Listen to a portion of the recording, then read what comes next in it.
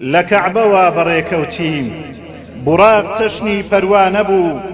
فەڵەستین ڕێزی پێدرا و قودس سەفارەتخانە بوو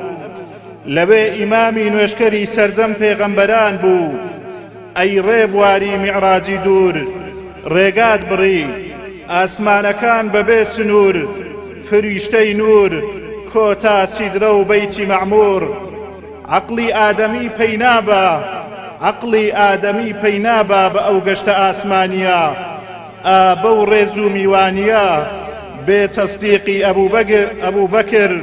تێناگا بەو ئاسانیە بە میعراجی ڕێز و شکۆ